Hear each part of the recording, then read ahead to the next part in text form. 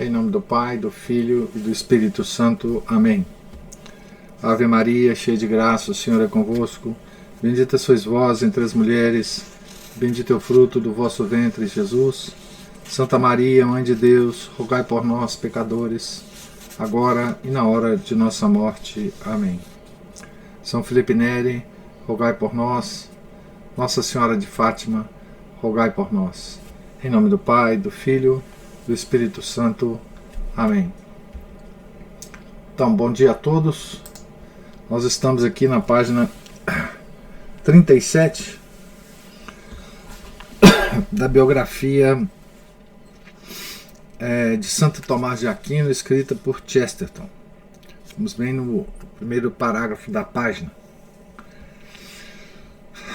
Novamente, embora seja um assunto mais metafísico, que deve ser mencionado mais tarde, e mesmo assim apenas levemente, acontece o mesmo com a antiga disputa sobre pluralidade e unidade. São as coisas tão diferentes que nunca podem ser classificadas, ou tão unidas que nunca podem ser distinguidas. Esse é um dos problemas metafísicos mais interessantes. Sem pretender responder tais questões aqui, podemos dizer, de modo geral, que Santo Tomás se colocava definitivamente tanto do lado da variedade, como uma coisa que é real, quanto do lado da unidade. Nisso, e em questões similares, ele sempre se afastava dos grandes filósofos gregos, que eram muitas vezes seu modelo. E se afastava inteiramente dos grandes filósofos orientais, que são, em certo sentido, seus rivais. Ele parece muito seguro de que a diferença entre giz e queijo, ou porcos e pelicanos, não é mera ilusão ou ofuscação de nossa mente desnorteada, cega por uma única luz. Mas a coisa é realmente o que sentimos que seja. Pode-se dizer que isso é o mero senso comum. O senso comum de que porcos são porcos. Nesse sentido, isso se relaciona ao senso comum terra a terra aristotélico. Mas note aqui, de novo, os extremos da terra e do céu se encontram. Tal senso comum está também ligado à ideia dogmática da criação, de um Criador que criou porcos, distinto de um cosmos que meramente os faz evoluírem. Todos esses casos que vemos repetem a questão expressa no começo. O movimento tomista na metafísica, como o movimento franciscano na moral e modos, foi uma ampliação e uma libertação. Foi enfaticamente um crescimento da teologia cristã desde dentro.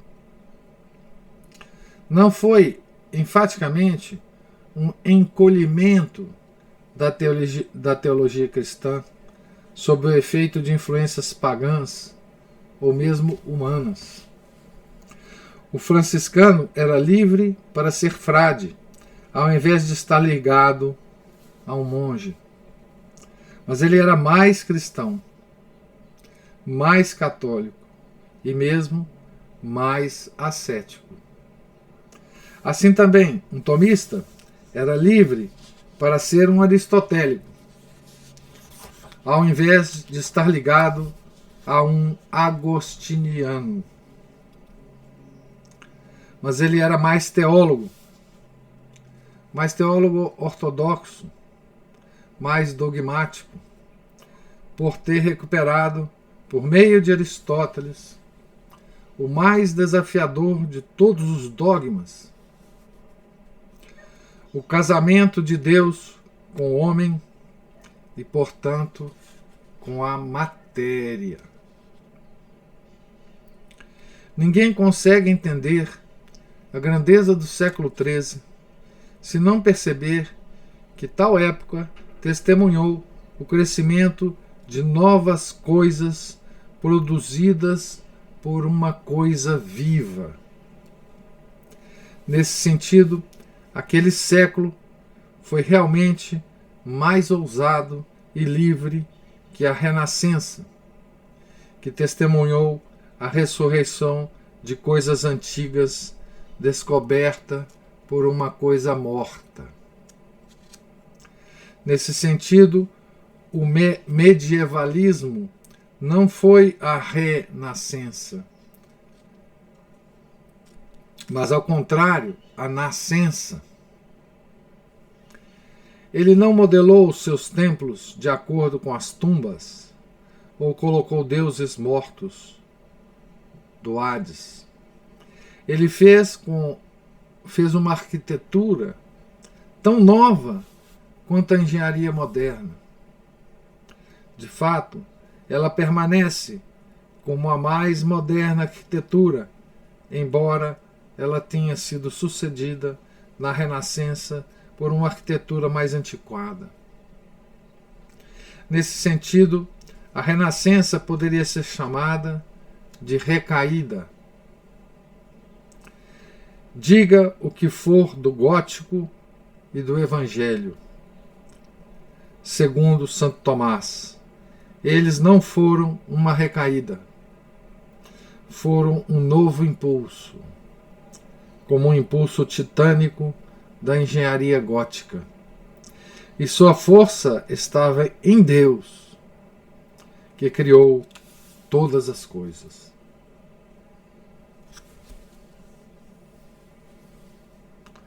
Aqui São Tomás nos brinda com uma pequena comparação, né?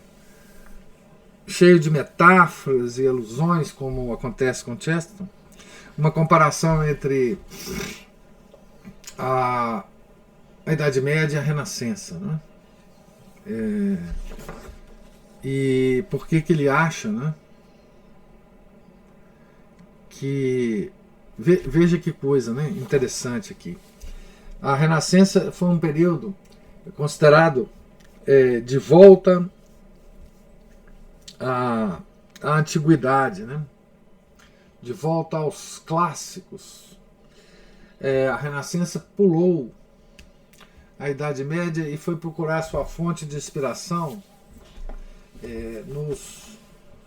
na antiguidade, nos gregos, né? Na arquitetura grega. E ele compara essa volta ao passado, né, da Renascença, com a volta que Santo Tomás fez, o retorno que Santo Tomás fez a Aristóteles. E como que Santo Tomás conseguiu, com essa volta, um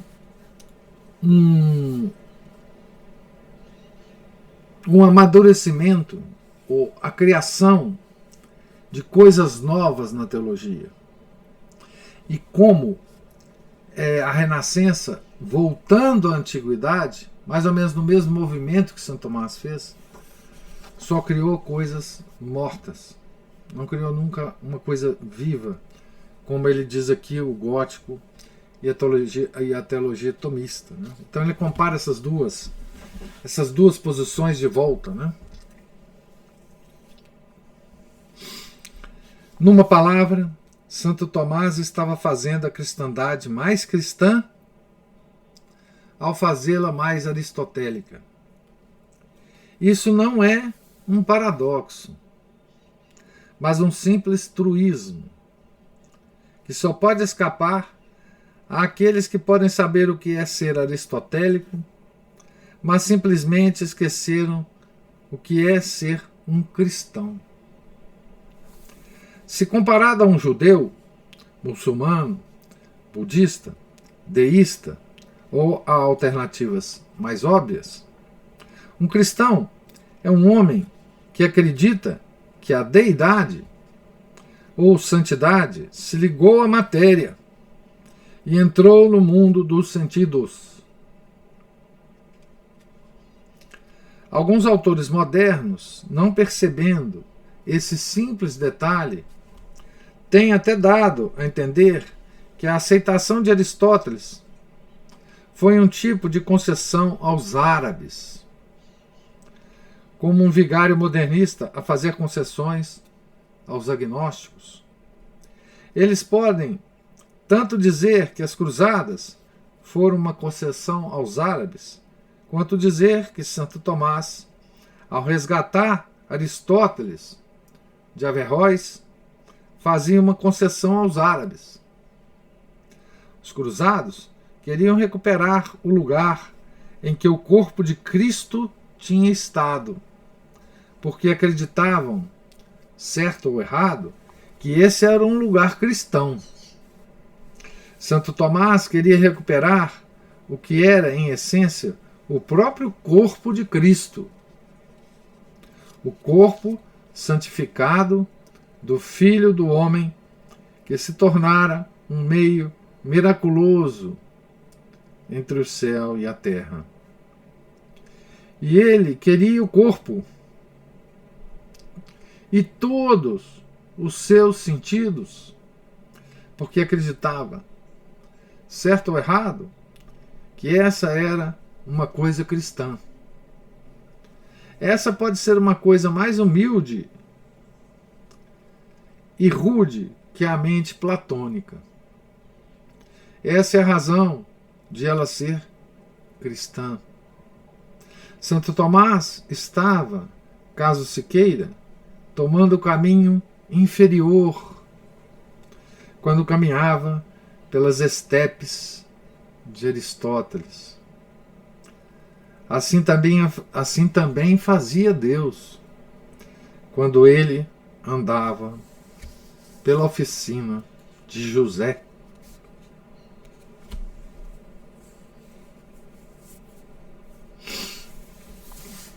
Dá vontade de parar aqui em cada parágrafo e fazer comentários, mas vamos. Esse parágrafo aqui é sensacional, né? Sensacional. Para ser lido várias vezes, né? Comparando o movimento das cruzadas, né, com o movimento de Santo Tomás, né, para resgatar o corpo do Filho do Homem. Né?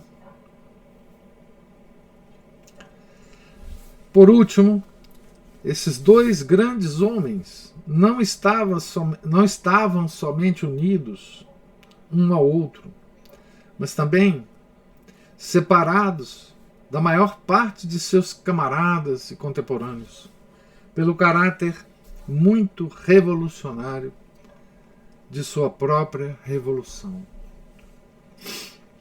Em 1215, o dominicano Gusmão, o castelhano, fundou uma ordem muito similar àquela de São Francisco. E pela mesma curiosa coincidência da história, quase exatamente no mesmo momento que São Francisco. As duas ordens foram criadas, inclusive, pelo mesmo Papa. Né? Nós vamos ler a vida de São Domingos aqui, vocês vão ligar os pontinhos das datas. Né?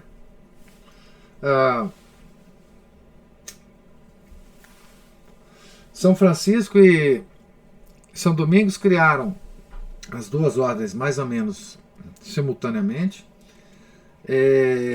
As duas ordens foram aceitas pelo mesmo Papa, Inocêncio III, e os dois foram canonizados por um mesmo Papa, Gregório IX. Né? Então eles são realmente, se a gente quiser chamar alguém de contemporâneo. Esses dois foram realmente contemporâneos. Domingos de Gusmão e Francisco de Assis. Então, a ordem, né, em 2015. Ela estava destinada a pregar a filosofia católica aos hereges albigenses, aos cátaros, cuja única filosofia era uma das muitas formas de maniqueísmo com que esta história se preocupa. Ele vai falar mais do maniqueísmo mais à frente, né? Este tinha suas raízes no misticismo remoto e na indiferença moral do Oriente. A Juliana está falando que os dois eram best friends. Exatamente, best friends. Então, a ordem dominicana foi criada para pregar aos hereges, né? E foi então inevitável que os dominicanos fossem muito mais que uma irmandade de filósofos, enquanto os franciscanos eram, em comparação, uma irmandade de poetas. Por essas e outras razões, São Domingos e seus seguidores são pouco conhecidos e compreendidos na Inglaterra moderna. Eles estavam envolvidos, no fim das contas, em uma guerra religiosa que desembocava numa argumentação filosófica. E houve algo na atmosfera de nosso país durante o século passado que fez o argumento filosófico ainda mais incompreensível que a guerra religiosa.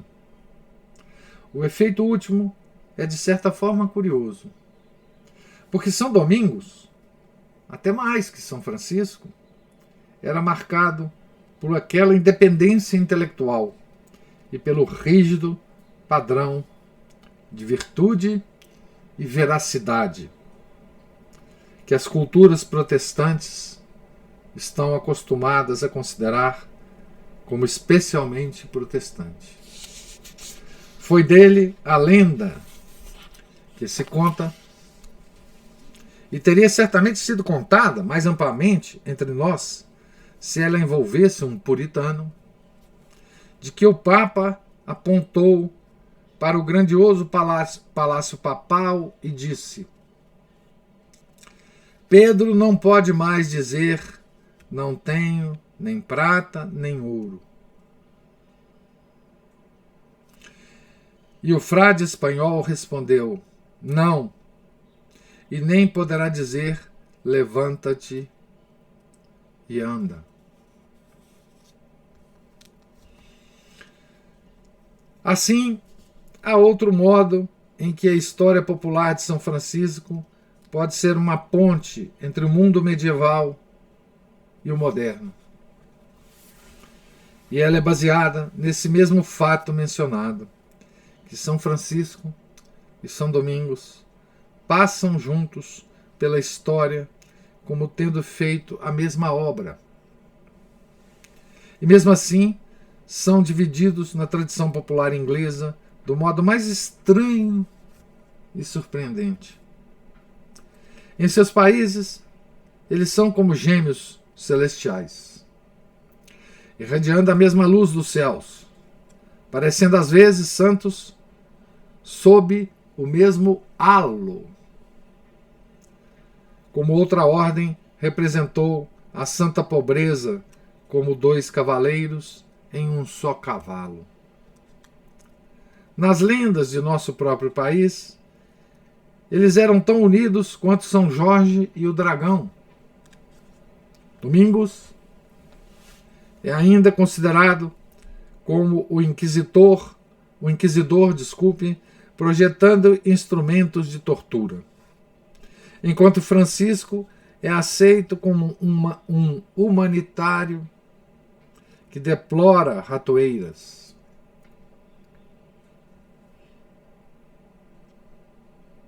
Parece-nos, por exemplo, muito natural e repleto da mesma associação de flores e arames farpado, que o nome de Francisco deveria pertencer a Francisco Thompson. Aqui ele faz uma brincadeira, né? Uma daquelas coisas que Chesterton sempre faz, né? Então, quem é Francisco Thompson, né? Francisco Thompson. Aqui a referência é a Francis Joseph Thompson, 1859, 1907, que foi um poeta e ensaísta católico. Quando morreu, aos 48 anos de idade, Chesterton afirmou sobre Francis, né?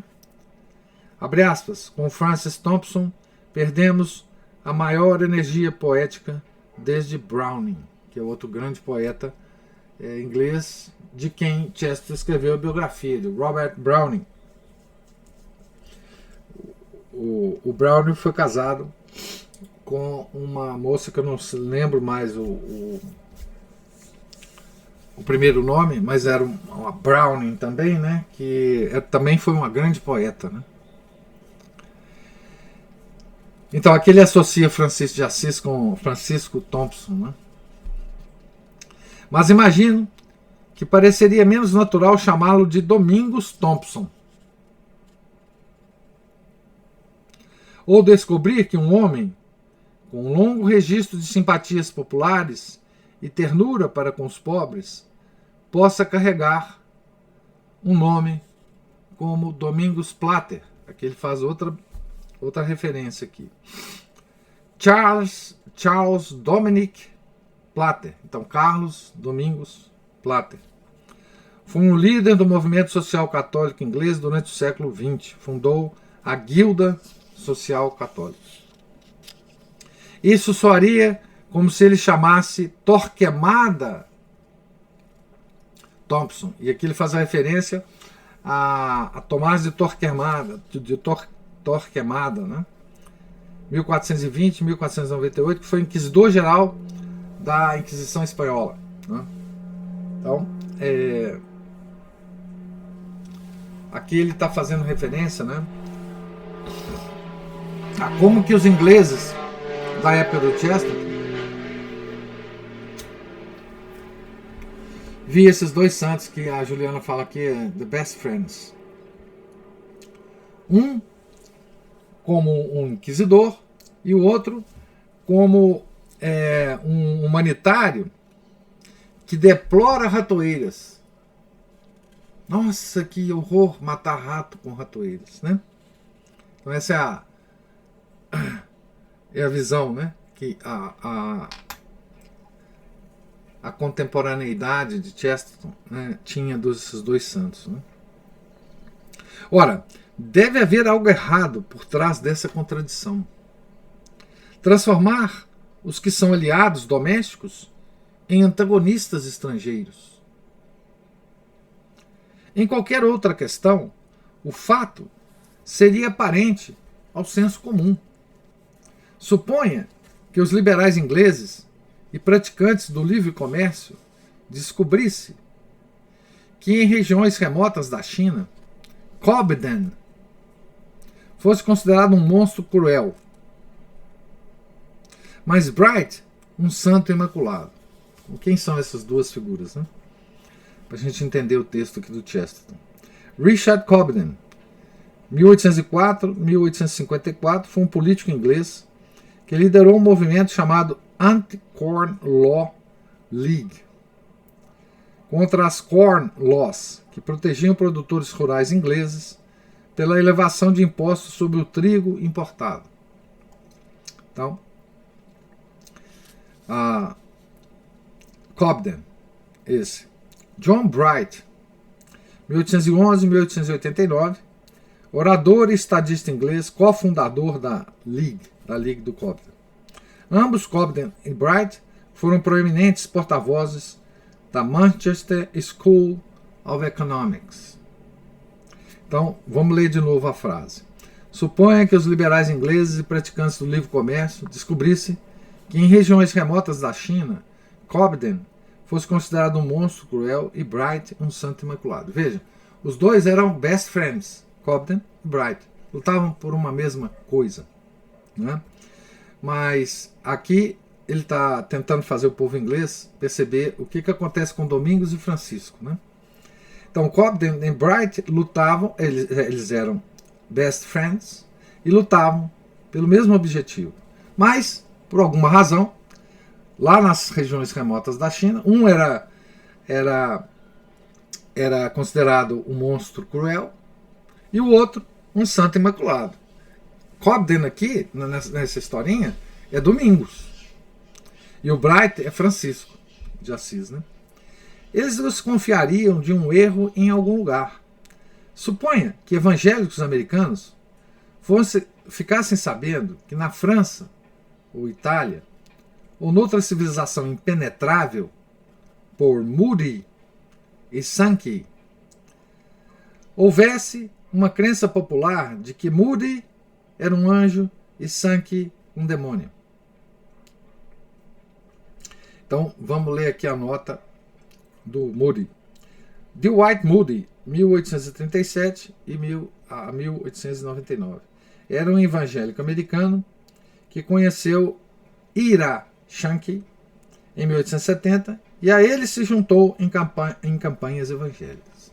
Aqui são dois evangélicos best friends, Moody e Sankey. Outro exemplo do mesmo tipo. Né? Então, aqui numa região qualquer, Moody era considerado um anjo e Sankey um demônio. Eles suporiam que alguma confusão existisse. Alguma outra distinção acidental deve ter interferido com o curso normal de uma tendência histórica. Esses paralelos não são tão fantásticos como parece. Cobden e Bright foram realmente chamados de torturadores de crianças, por ódio de sua suposta frieza acerca dos males trazidos pelas Factory Acts. Vou explicar daqui a pouco. E alguns considerariam o sermão de Moody e Sankey sobre o inferno uma exibição infernal. Então, as Factory Acts, uma série de leis do parlamento britânico que nos anos 1830 e 1840, nos anos 1830 e 1840, que regulavam o emprego industrial. Tudo isso é uma questão de opinião. E deve haver um disparate numa opinião que os separa tão completamente. E claramente é um disparate completo na lenda sobre São Domingos. Aqueles que sabem algo sobre São Domingos sabem que ele era um missionário e não um perseguidor militante. E sua contribuição para a religião foi o rosário e não a tortura. E toda a sua carreira é insignificante, a menos que entendamos que suas famosas vitórias foram vitórias de persuasão e não de perseguição. Ele acreditava na justificação da perseguição, no sentido de que o exército secular pudesse reprimir desordens religiosas. Isso era o que todos acreditavam, e ninguém mais do que o elegante blasfemador Frederico II, que não acreditava em mais nada. Nós vamos ver São Domingos atuando na guerra contra a heresia cátara. Né? Isso tudo vai ficar muito mais claro quando a gente souber os detalhes da vida de São Domingos.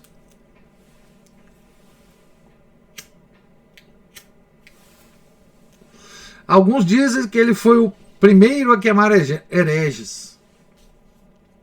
De qualquer forma, ele acreditava que um de seus privilégios e deveres imperiais era perseguir hereges.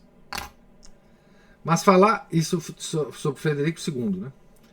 Mas falar que São Domingos não fez nada além de perseguir hereges é como culpar Padre Matthew, que persuadiu milhões de alcoólatras a fazer um juramento de temperança, pela lei que às vezes permitia que um bêbado fosse preso por um policial. Padre Matthew, né? Quem é esse indivíduo, né? Está aqui explicado. Theobald Matthew, 1796-1856. Foi um padre irlandês conhecido como o apóstolo da temperança. Foi notavelmente eficiente pela promoção da abstinência total. Então ele está comparando, olha que coisa interessante que o Chesterton, ele usa essas comparações, né, para nós ininteligíveis, né, porque a gente não conhece as pessoas das quais ele fala, né, mas ele está falando para o público inglês, né, que devia entendê-lo na época. Né. Hoje o público inglês também não entende mais Chesterton, né, com essas referências. Mas ele compara o padre Matthew numa cruzada pela temperança para salvar as pessoas alcoólatras, né, mesmo que nesta mesma época um bêbado podia ser preso. Da mesma forma, São Domingos, não é? Que estava fazendo uma tentativa de conversão dos hereges. E ele converteu vários, nós vamos ver. Mesmo que na mesma época, o poder temporal, era permitido ao poder temporal prender o herege e matá-lo.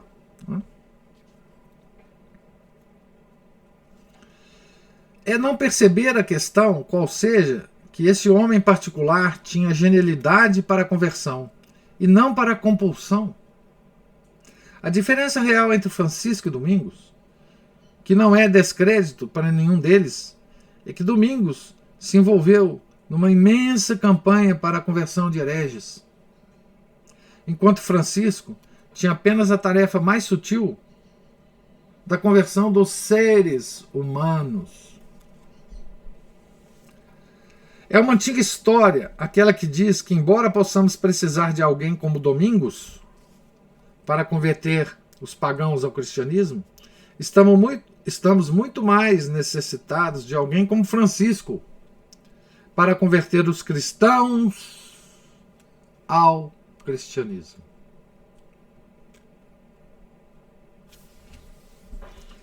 Isso nos soa muito atual, né, gente? Meu Deus.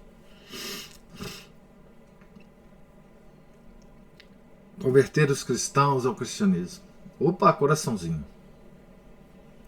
Mesmo assim, não devemos perder de vista o problema especial de São Domingos, que era o de tratar de toda uma população, reino, cidades e zonas rurais,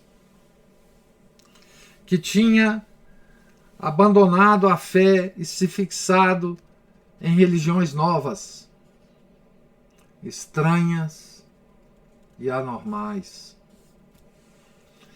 Que ele tenha reconquistado massas de homens tão ludibriados, apenas conversando e pregando, permanece como um enorme triunfo, merecedor de um troféu colossal. São Francisco é considerado humanitário porque tentou converter os sarracenos e não conseguiu. São Domingos é considerado fanático e estúpido porque tentou converter os albigenses e conseguiu. Mas estamos, por acaso, num curioso corner, ou rincão das colinas da história, de onde podemos ver Assis e as encostas da Úmbria, mas nos escapa da visão o vasto campo de batalha da cruzada sulista, a cruzada que foi feita para vencer os albigenses, né? O milagre de Muret e o grande milagre de Domingos, quando a base dos Pirineus e a costa do Mediterrâneo viram a derrota do desespero asiático. Não há um elo anterior e mais essencial entre Domingos e Francisco que se liga mais ao propósito imediato deste livro. Então, Muret, né, em francês, é a Batalha de Muret, né, que foi vencida pelo Conde de Montfort, né, de Montfort. Vou odiar essa explicação aqui, porque nós vamos ler sobre essa batalha quando a gente for ler a vida de São Domingos, né? E ele fala aqui do desespero asiático, né? Quando ele diz isso, é porque ele liga, né, essa heresia dos cátaros, né, a uma filosofia nihilista que veio da Ásia, que veio especialmente do budismo, né, que é a gnose, né, a gnose e o panteísmo. Eles, Domingos e Francisco, foram posteriormente unidos na glória, porque foram em suas épocas unidos na infâmia, ou pelo menos na impopularidade. Aquele que ousa apelar diretamente ao povo sempre faz uma série longa de inimigos, começando com o povo. Na proporção que os pobres começam a entender que ele deseja ajudá-los e não feri-los, as classes mais altas se aproximam, decididas a dificultar, não ajudar. O rico, e mesmo o culto, às vezes sente, não sem razão, que a coisa mudará o mundo. Não somente em seu mundanismo, ou em sua sabedoria mundana, mas, até certo ponto, em sua real sabedoria. Tal sentimento não era anormal neste caso. Quando consideramos, por exemplo, a atitude descuidada de São Francisco em rejeitar livros e erudição, ou a tendência que os frades demonstraram posteriormente de apelarem diretamente ao Papa, desprezando bispos e oficiais eclesiásticos locais. Em resumo, São Domingos e São Francisco criaram a revolução, letra maiúscula, né? Tão popular e impopular quanto a Revolução Francesa. Mas é difícil hoje sentir que mesmo a Revolução Francesa tenha sido tão vigorosa quanto realmente foi. A Marseillaise soava, então, como a voz humana do vulcão ou a melodia do terremoto, e os reis da terra tremiam, alguns temendo que os céus poderiam cair, outros temendo, muito mais, que a justiça pudesse ser feita. A Marseillaise é tocada atualmente em jantares diplomáticos, em que monarcas sorridentes se encontram com milionários radiantes. E é muito menos revolucionária que Lar Doce Lar. Demais, é altamente pertinente recordar que os revolucionários modernos considerariam insuficiente a revolta dos jacobinos franceses, tanto quanto considerariam insuficiente a revolta dos frades. Eles diriam que ambas não foram tão longe, mas muitos, em sua própria época, pensavam que eles tinham ido excessivamente longe. No caso dos frades, a alta hierarquia do Estado, e em certo sentido, até da Igreja, ficaram profundamente chocadas com a liberdade de pregadores populares indômitos entre o povo. Parece que foi escrito ontem, né, Juliano? Esse texto, né? Não nos é em absoluto fácil sentir que tais eventos distantes foram assim desconcertantes e mesmo de má fama. As revoluções se transformam em instituições. As revoltas que renovam a juventude de velhas sociedades, por sua vez, envelhecem. E o passado, que foi repleto de novas coisas, de rupturas, inovações e insurreições, nos parece um tecido único, de tradição. Mas se queremos um fato que tornará vívido esse choque de mudança e desafio, que revelará quão rude e áspero, quão rebelde em sua descuidada novidade, quão sensacionalista e distante da vida refinada, esse experimento dos frades pareceu a muitos em sua época. Ele existe e é muito relevante.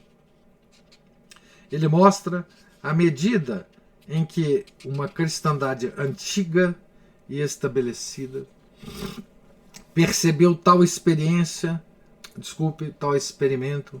como o fim de uma era, e como as próprias estradas da terra pareciam tremer sob os pés desse exército novo e anônimo, a marcha dos mendigos. Uma mística cantiga de ninar sugere a atmosfera de tal crise. Au, au, au. Os cães latem sem parar. Os mendigos estão a chegar. Veja, essa canção é da época, né? Au, au, au. Os cães latem sem parar. Os mendigos estão a chegar. Muitas cidades se fortificaram contra eles, e muitos cães de guarda de proprietários e nobres realmente latiram, e latiram alto, quando aqueles mendigos apareceram. Mas mais alto era o canto dos mendigos, que cantavam Irmão Sol, Irmã Lua, e mais alto o ladrar dos cães do céu. Os Domini Canis do trocadilho medieval. Os cães de Deus. E se formos medir quão real e lacerante pareceu aquela revolução, aquela ruptura com o passado, podemos examiná-la no primeiro e mais extraordinário evento na vida de Santo Tomás. Então, a gente acaba aí com esse texto, né, o capítulo, os dois frades, né? Como eu disse, esse capítulo é extraordinário, né? Quer dizer, esse ensaio aqui desse capítulo, poucas páginas, né, desse capítulo, essas páginas são, de fato, só podiam ter sido escritas por um gênio, né? E essa comparação, né? Ora de São Francisco com Santo Tomás, né? Ora de São Francisco com São Domingos, que é mais apropriado, né? Digamos assim, por causa da época. A comparação de São Tomás com São Francisco, ela tem uma defasagem no tempo, né? Eles não são contemporâneos, né? Então, quer dizer, na época em que, vou fazer uma afirmação, depois a gente confirma. Na época em que Santo Tomás começou, de fato, o seu trabalho, né, intelectual mais, digamos, mais público, não tenho certeza, mas acho que tanto São Francisco como São Domingos já tinham sido canonizados, né? Então ele tem uma diferença realmente aí, de tempo, né? Então, ele compara em certo momento do capítulo, né? São Francisco e São Tomás, e depois vai comparar os dois santos amigos, né? São Domingos e São Francisco. Bem, esse é o texto, né? Esse é o grande genialidade de Chesterton. E aqui ele deixa, no final do capítulo, umas cenas do próximo capítulo, né? Que é o abade fugitivo. Ele fala: e se formos medir quão real e lacerante pareceu aquela revolução, aquela ruptura com o passado, podemos examiná-la no primeiro e mais extraordinário evento da vida de São Tomás, que ficará para a segunda, né? Então,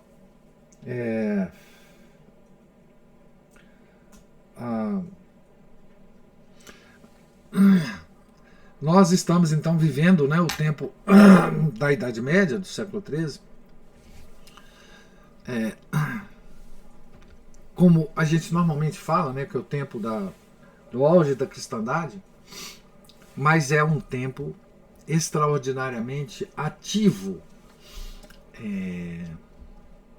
É um tempo revolucionário, né, do século XIII, por causa desses monges, né, esses frades, desculpe.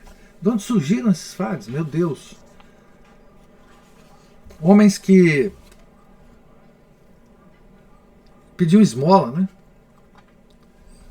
Gente, os frades, eles saíam, São Domingos, saía nas ruas pedindo esmola, tá certo? Então, quando a gente fala assim, São Tomás de Aquino escreveu tal, a gente tem ideia. São Tomás de Aquino era monge mendicante. Ele pedia esmola para viver, tá bom? Então, assim, isso foi um horror, isso foi um terror para a estabilidade hierárquica da igreja e para a estabilidade social dos nobres, né? Preciso entender isso, né? Isso foi um escândalo para a Idade Média. Foi escandaloso ver aquele tanto de mendigo, frade, mendigo, pedindo esmola. A Juliana levantou a mão.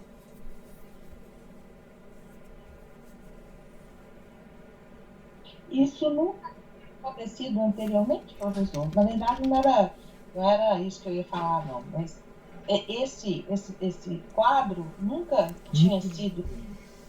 Nunca, jamais, em tempo algum. Veja bem, até os monges do deserto, lá no início, né? Eles eram monges trabalhadores, eles fabricavam coisas para vender. Né?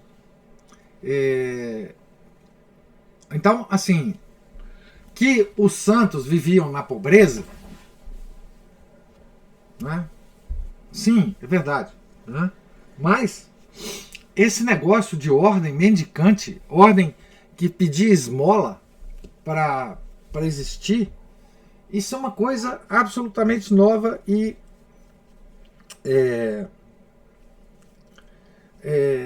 escandalosa. Escandalosa. Como assim? Porque, veja bem, as ordens monásticas na época do século XIII eram ordens bem estabelecidas, que recebiam recursos das paróquias onde elas se instalavam. Não é?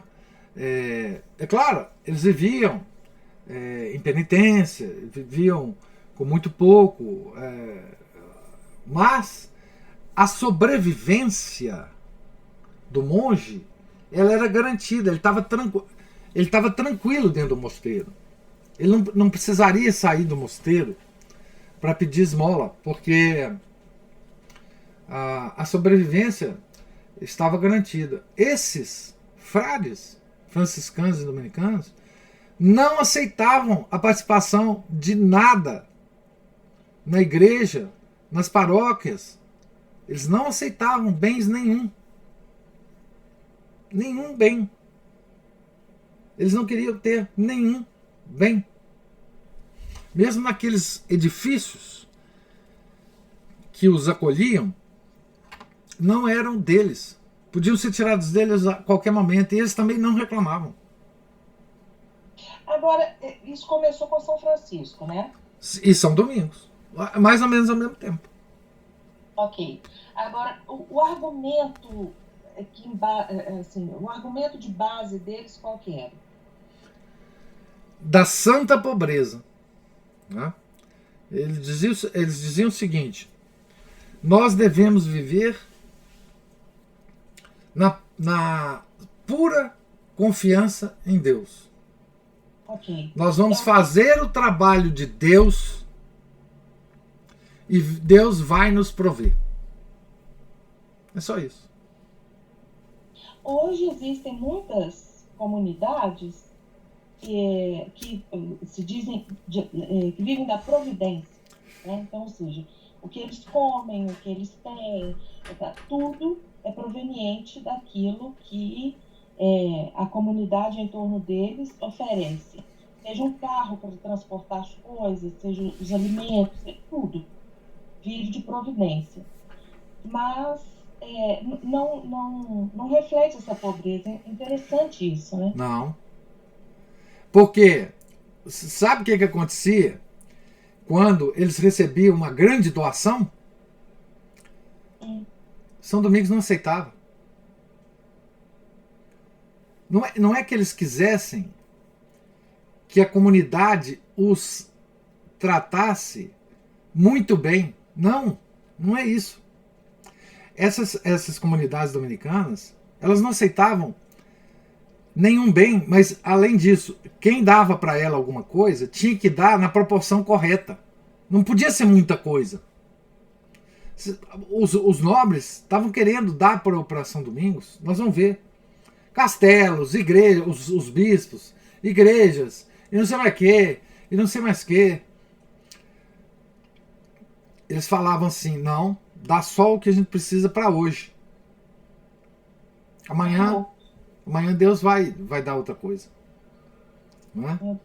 Então, assim, eles davam para eles uns casebres para eles morarem. E aí eles moravam nesses casebres. E aí um bispo qualquer falava assim: não, isso aqui está muito ruim, vamos fazer uma reforma. Quando São Domingos via a reforma, ele falava: não, pode derrubar tudo.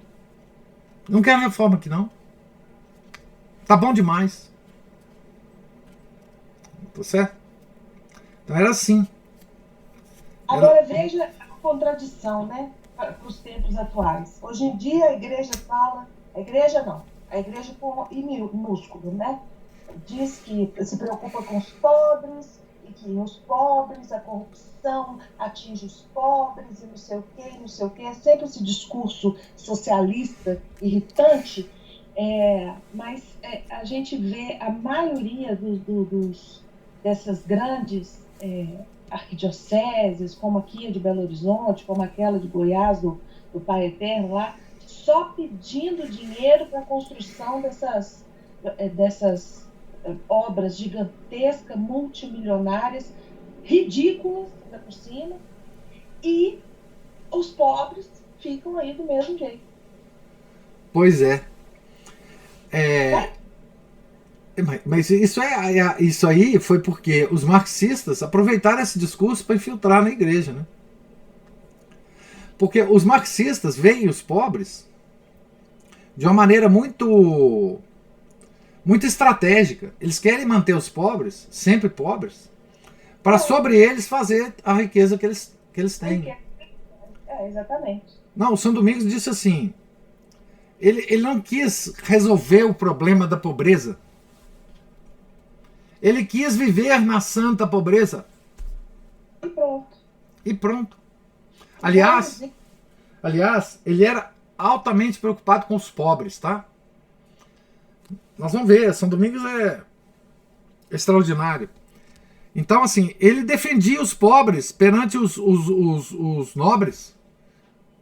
Ele não queria que houvesse pobre no mundo.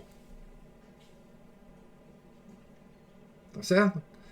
São Domingos, ele não glorificava a pobreza dos outros. Tá certo? Isso é impressionante. Quer dizer, São Domingos achava que, exceto os frades deles, devia ser pobre. Quer dizer, todo mundo devia ser rico, exceto eles. Porque essa foi a via que ele escolheu.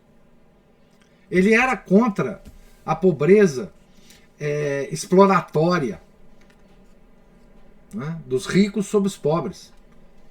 Tá? Mas ele abraçou, não foi a pobreza, ele abraçou a santa pobreza. Tá? Esse negócio vai dar uma discussão no século XIII absolutamente extraordinária. A um certo momento a igreja reagiu querendo acabar com as ordens mendicantes, tá? Porque isso estava dando muito problema para a igreja. E quem foi defender a igreja numa grande discussão em Paris, desculpe, quem foi defender as ordens mendicantes numa grande discussão em Paris foi exatamente o frade Tomás e o frade Boaventura, um dominicano, o outro franciscano. E ganharam a parada. Essa discussão percorreu todo o século XIII. Era um desafio para esse pessoal do século XIII essa questão da pobreza, da santa pobreza. Né? Era um desafio. Tomás de Aquino, né? Hein? Esse Frei Tomás aí não é o de Aquino. Né? É o de Aquino. Ah, ele mesmo. Os dois foram caminhando, São Boaventura, São Tomás de Aquino, defender a santa pobreza em Paris. Alguma dúvida que eles iam ganhar a parada? Pois é, imagina o papo, né? Dos dois. No Pensando os argumentos. Imagina o papo deles nas estradas, né? Porque eles foram a pé, né? Então vocês pegam um mapa um dia e veja aí a distância da Itália a Paris, que está mais ao norte da França, né? E veja aí quanto tempo eles tiveram, né? Para conversar. Esses dois homens nos caminhos, né? Parando nos mosteiros, dormindo, rezando, enfim,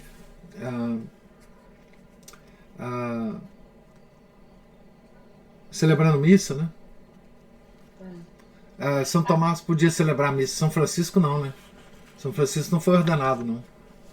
São Francisco era leigo, né? Pois é, incrível. São Domingos não, São Domingos era padre. A gente esquece essa dimensão. São Francisco era leigo. Então vocês imaginam, São Boaventura já era padre, né? Mas você imagina São Boaventura e São Tomás nessa ida a Paris, né? Nesses caminhos, né? Que eles não devem ter conversado, né? É ruim, né? A Maria Cristina está falando assim, ele não se achava digno de ser sacerdote.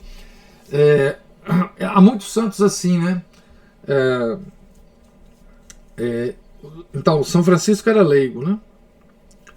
É engraçado, né? Como hoje a gente vê esse movimento dos leigos na igreja, né?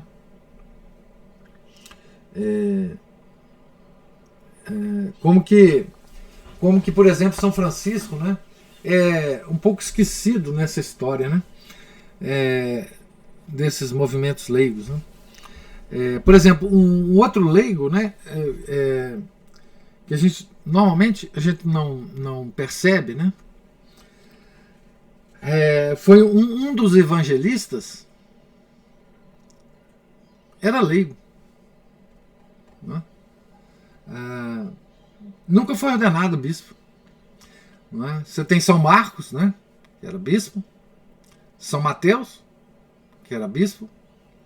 São João, que era bispo. Né? Mas São Lucas não. São Lucas era um médico, leigo. Né? Que escreveu os Atos, né? E que escreveu o Evangelho dele. Né? Ele também era leigo. Né? Outro leigo que não queria ser ordenado de jeito nenhum, mas foi obrigado, era São Felipe Neri. Né? São Felipe Neri também não queria ser ordenado. Ele foi obrigado pelo confessor dele e pelas condições que ele vivia em Roma. Né? Então, São Domingos foi ordenado muito antes dele começar o trabalho dele, né? Realmente com os frades, né? Dominicanos. Então ele já era padre, né? E São Tomás também foi ordenado padre, né? Ele era frade, mas tinha a ordem sacerdotal, né? Enfim. Gente, assim, quando a gente lê uma obra-prima, né? Ela muda a gente para sempre, né?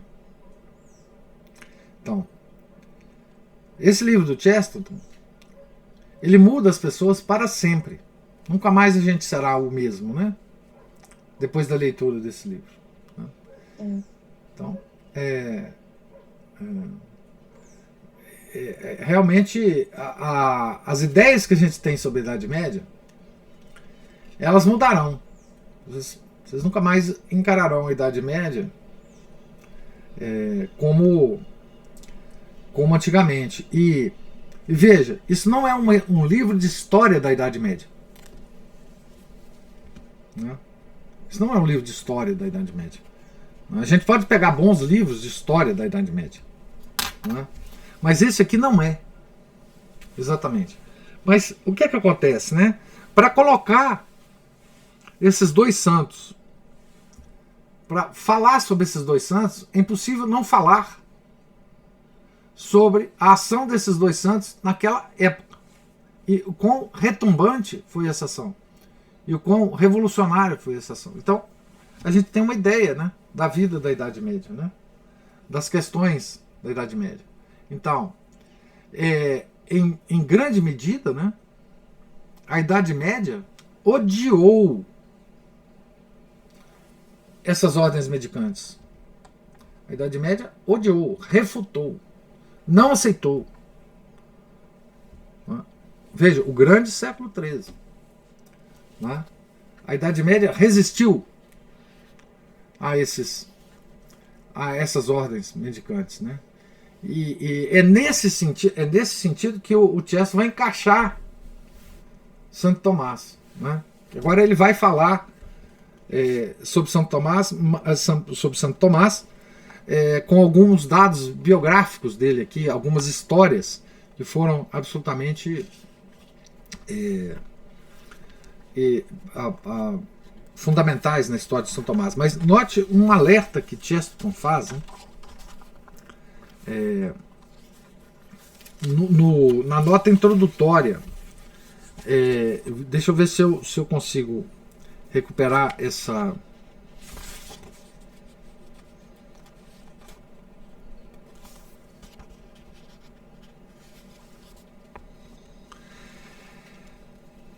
Deixa eu ver se eu recupero isso aqui. Ele fala assim: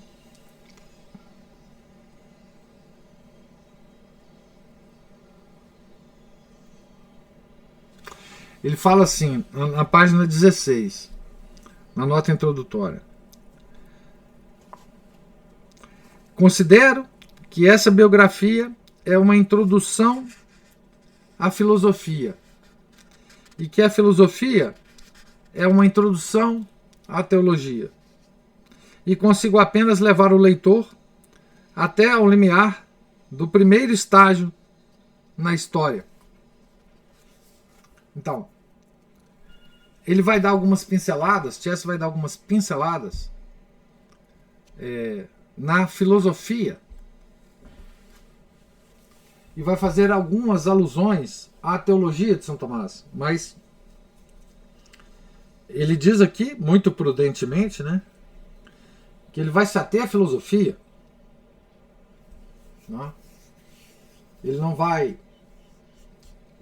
vai entrar muito na teologia de São Francisco. E graças a Deus ele não cumpriu bem essa promessa, porque ele entra com algumas observações extraordinárias sobre a teologia também de Santo Tomás, né? Então, esse é o plano aqui da obra, né?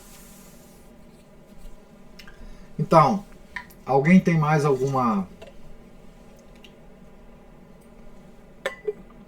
observação? Pode falar. Lá no... Sim, e agora, assim, a descrição do Chesterton, né, como ele colocava as coisas, os nomes que ele cita são referências à época dele. Às vezes a gente esquece de um detalhe, quer dizer, não sei se a gente esquece, mas eu às vezes esquecia, né? Agora não. Mas que Chesterton é jornalista, né? Isso. Além disso, ele é jornalista. Então ele faz sempre uma abordagem muito sutil, muito pontual e muito certeira nas coisas. Exatamente. Ele nunca deixa de ser jornalista. Eu mencionei isso lá no prefácio, né? O Chesterton, ele é jornalista por vocação. Exato. E ele está sempre preocupado em falar jornalisticamente para os seus contemporâneos. Então, assim, ele está sempre trazendo personagens que são conhecidos dos contemporâneos, né? Então, isso faz com que a obra dele, ou fez com que a obra dele, tivesse um grande impacto, né, na época. Mas para nós que estamos lá para frente, é trabalhoso, né, recuperar todas essas referências, né, e entender essas referências como ele talvez quisesse que a gente entendesse, né. Mas eu estou dizendo, isso não é uma questão só de nós aqui no Brasil, por não conhecermos, mas mesmo os ingleses têm dificuldade. Eu, por exemplo, tenho as obras completas do Chesterton aqui, publicado por uma editora americana. Na própria edição em inglês das obras de Chesterton, tem muitas referências a esses nomes aqui. Porque mesmo o leitor moderno, acostumado com enfim, amante de Chesterton, acostumado com a prosa dele, tem dificuldade dessas referências, né? Pois é, a Marichinha fala assim, maravilhoso. Temos de ler a biografia de São Domingos. Não vai ter jeito. Sim, será a próxima. Porque assim, o que eu penso é o seguinte. Se a gente ler o São Francisco e São Tomás, seria uma injustiça a gente não ler a biografia de São Domingos. Então, será a nossa próxima leitura, depois que acabar essa aqui. É uma biografia escrita pelo frade que reconstituiu a ordem dominicana na França depois da Revolução Francesa, um século depois, né? Que tem inclusive o nome de Domingos, né? Ele chama Henri Dominique Lacordaire.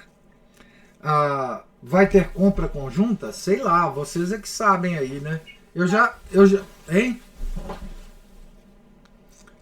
Eu já publiquei qual que é o livro, né? Fala, Juliana. Esse trem dá um delay danado. Eu já ia fazer essa pergunta que a Maria Cristina colocou, se vai ter compra conjunta. Porque eu acho que são poucos esse livro.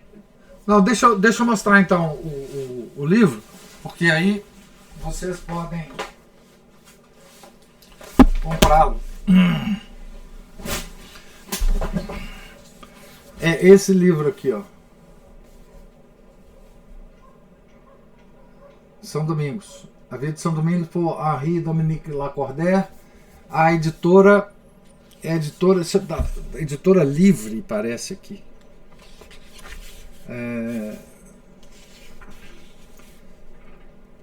Que é uma editora também que é do mesmo dono da Eclésia. Eu imagino que esse livro não seja tão caro assim, não. E assim, claro que nós não vamos encontrar um texto tão sensacional quanto o do Chesterton, mas depois das observações do Chesterton, essa leitura vai ser muito. Então vocês organizam aí a compra coletiva. Porque depois dessa de Santo Tomás, eu acho que a gente tem que acabar do nosso mergulho no século XIII, de ler a vida de São Domingos. Porque eu mesmo tinha, antes de ler esse livro, eu tinha uma impressão de São Domingos diferente, né? Aí tem alguém. Essa edição não é a que eu tenho aqui, mas obviamente eu acho que pode, Marquinhos. Eu acho que não. Acho que não tem problema, não. Mesmo porque a tradução aqui deve ter sido usada uma tradução antiga, provavelmente desse próprio livro, porque quando é assim, eles não mencionam o nome do tradutor, né? Então, aqui, por exemplo, não tem o nome do. Então, eles devem. Vale a pena, viu, mas olhar a mesma tradução, porque, por exemplo, eu lembro que a Alma de Todo Apostolado era uma tradução mais limpa e tudo, e foi muito ruim.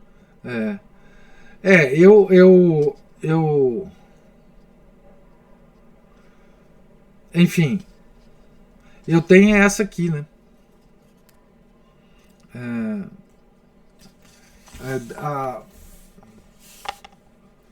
Aqui, ó, a Marixinha tá falando que achou a que eu tenho, R$35, o mesmo preço, R$35, R$37. Aí, na verdade, o que vocês vão talvez ganhar, se vocês fizerem a compra coletiva, é o frete, né? Então, muitas coisas eu não sabia de São Domingos, né? Eu não sabia, por exemplo, muitas coisas sobre os milagres extraordinários que São Domingos fez em vida, né? Uma coisa assim impressionante.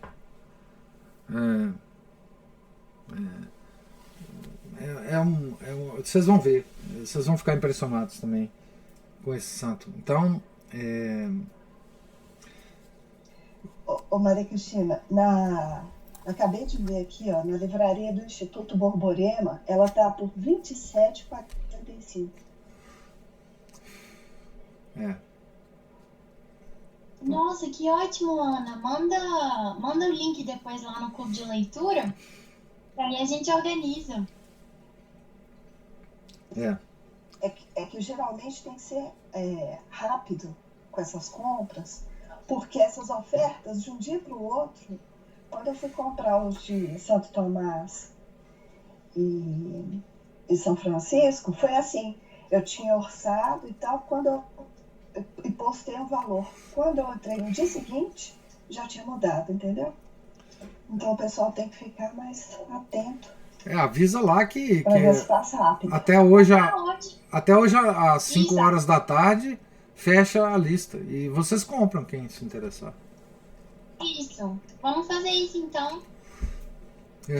Porque aí fecha a compra e a gente provavelmente a gente terminará o ano, né, lendo esses 3 santos, né, São Francisco, Santo Tomás e São Domingos. E a gente fecha o ano como com o espírito medieval, né? Vamos encarar o advento com o espírito medieval, quem sabe, né? Então, tá bom, gente. Se não tiver nenhuma outra observação ou comentário, Deus lhes pague a presença, a paciência e a participação. Fiquem com Deus, tenham um santo final de semana, um santo dia. E na segunda a gente recomeça a leitura na página 45, no segundo capítulo, chamado O Abade Fugitivo. Em nome do Pai, do Filho e do Espírito Santo. Amém. Ave Maria, cheia de graça, o Senhor é convosco. Bendita sois vós entre as mulheres, e bendito é o fruto do vosso ventre, Jesus. Santa Maria, Mãe de Deus, rogai por nós, pecadores, agora e na hora de nossa morte. Amém. São Felipe Neri, rogai por nós. Santo Tomás de Aquino, rogai por nós. São Francisco de Assis, rogai por nós. São Domingos, rogai por nós. Nossa Senhora de Fátima, rogai por nós. Em nome do Pai, do Filho e do Espírito Santo. Amém.